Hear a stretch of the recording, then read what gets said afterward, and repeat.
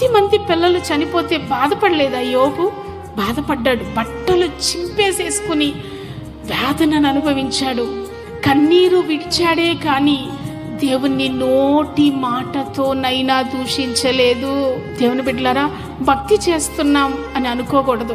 నేను పరిశుద్ధాత్మను పొందుకున్నాను, నేను దేవునికి కానుకిస్తున్నాను, నేను ధారాళంగా లక్షల కొలది మందిరానికి నేను ఇస్తున్నాను అని తృప్తి పడకూడదు. వ్యాధి కలిగినప్పుడు తప్పుడు మాట నీ నోటికి రానివ్వకు. నీకు కష్టం వచ్చినప్పుడు తప్పుడు మాట నీవు మాట్లాడొద్దు. ఇన్ని సంవత్సరాల్లో నాకు ఎన్ని ఉపకారాలు చేశాడు, ఈ ఒక్కటే కదా నాకు శోధన, ఈ ఒక్కటే కదా శ్రమ, దీని నుండి కూడా దేవుడు నాకు విడుదల ఇస్తాడు. శ్రమలో కూడా నీవు దేవుని దూషించకుండా దేవుని మహిమపరుస్తూ ఉన్నావే, దానిని చూసిన దేవుడు యోబుకు 2 ఆశీర్వాదాన్ని ఎలాగిచ్చాడో నీ జీవితంలో కూడా దేవుడు 2 ఆశీర్వాదాన్ని అనుగ్రహించునుగాక.